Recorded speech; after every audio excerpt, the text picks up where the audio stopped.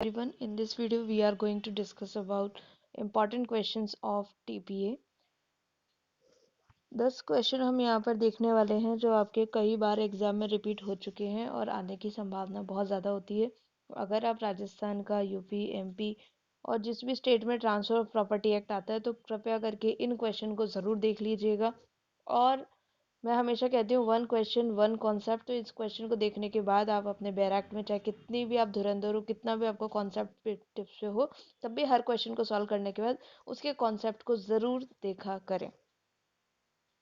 यहाँ पर मुझे एक बहुत ही बड़े एडवोकेट, क्रिमिनल एडवोकेट जो अभी नहीं है, उनका स्टेटमेंट याद आ रहा है। एविडेंस एक्ट का सेक्शन 154 आप सभी लोग जानते होंगे। एविडेंस एक्ट का सेक्शन 154 वो कहते थे कि मैंने इसे न जाने कितनी बार पढ़ा है, 100+ टाइम्स मैं इसको पढ़ चुका हूँ, और फिर भी अगर किसी भी मैटर में कोर्ट में जाता हूँ,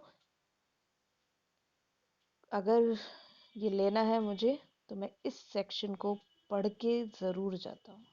ठीक है, तो कभी भी आप किसी भी छोटे से कॉन्सेप्ट को अंडरएस्टिमेट नहीं करिए। चलिए स्टार्ट करते हैं। Which decision held that registration of an instrument operate as constructive notice to subsequent transfer about its content? तो ये था तिलकधारी वर्सेस, ये वाला इम्पॉर्टेंट केस है और बहुत बार एग्जाम में आया हुआ है। Transfer property act to idol is dash under TP act is not transfer, because वहाँ पे किसकी बात की गई है? लिविंग पर्सन की बात की गई है। सेक्शन जो 5 है आपका, वो स्पेसिफिकली बताता है क्या? ट्रांसफ़र ऑफ प्रॉपर्टी की डेफिनेशन इसमें बताया गया कि कैसे ट्रांसफ़र होगा, लिविंग पर्सन में होगा, बाय टेस्टामेंट्री इंस्ट्रूमेंट होगा या नॉन टेस्टामेंट्री। नॉन टेस्टामेंट्री वाला बहुत इंपॉर्टेंट है, याद रखिएगा, सेवरल टाइम क्वेश्चन आ चुका है। Dash is required for registration under the act, two और more witnesses. Okay, a claim to any debt other than a debt secured by mortgage of property, hypothecation or pledge is a called actionable claim। इसकी actionable claim जो है section 3 के अंदर जो बहुत सारी definitions define है उसके अंदर है। और आप देखेंगे एक्शनेबल क्लेम्स जो होते हैं, इसका सबसे पहला रूल ही यही है, अनसिक्योर्ड डेट होना चाहिए। ठीक है, अनसिक्योर्ड, जो सिक्योर्ड नहीं है उसी के लिए आप क्लेम कर सकते हो, कोर्ट से जाके रिलीफ ले सकते हो। Condition in a deed which restrain the alienation, transfer में रोक लगाता है।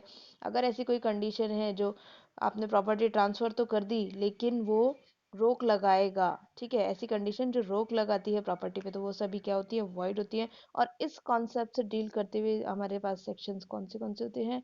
10, 11 एंड 12। ठीक है, पढ़िएगा इन तीनों सेक्शन को ढंग से। Condition restraining alienation is void is an exception, yes. Lease इसका अपवाद होती है, ईजमेंट भी अपवाद होती है, इन पर ये अप्लाई नहीं होता। लीज आप किसी को देंगे तो रोक तो लगाएंगे ही ना, कुछ रेस्ट्रिक्शंस लगाएंगे कि भाई इस एरिया तक तुम यूज कर सकते हो या राइट यहाँ तक यूज कर सकते हो। नेक्स्ट क्वेश्चन हम देखते हैं। Vested interest is dash by the death of the transferee before obtain the possession. क्या होता है? कोई ट्रांसफर डिफीटेड नहीं होगा, सेक्शन 19 है, आप उसको पढ़िएगा, कंडीशन जो ट्रांसफर की बात करता है। ठीक है, वेस्टेड इंटरेस्ट कब? अनबॉर्न के मैटर में vested interest, contingent interest vested कब बन जाता है? आप मुझे कमेंट में बताइएगा, अनबॉर्न के मैटर में। ठीक है, नेक्स्ट हम क्वेश्चन देखते हैं। क्वेश्चन नंबर 8 कहता है conditional transfer is provided under which section? तो ये है आपका सेक्शन 25। दो तरह की होते हैं, conditional, conditional president and conditional subsequent. दोनों के सेक्शन आपको पता हो तो अच्छा है, नहीं तो देखिए बैरक खोल के और नोट्स बना लीजिए। नेमोडेट क्वाड नॉन हैबिट मीन्स का क्या मतलब होता है? ये आपके सेल ऑफ गुड्स एक्ट में भी आएगी, एसआरए में भी आती है, इक्विटी में भी आती है, कॉन्ट्रैक्ट में भी आती है। ठीक है, इसका मतलब होता है one can not transfer what he doesn't possess, है ना। No one can transfer better title than he has himself. Next question, question number 10 हम देखते हैं। इस पार्ट में आज हम क्वेश्चन 10 ही देखेंगे, अनदर पार्ट लेकर आएंगे, उसमें नेक्स्ट 10 क्वेश्चन देखेंगे। ये पूछ रहे हैं section dash contain doctrine of lis pendens, तो याद रखना है डॉक्ट्राइन की। अच्छा, मेरी एक और वीडियो आ चुकी है टीपी के अंदर, इंपॉर्टेंट डॉक्ट्राइन्स थे।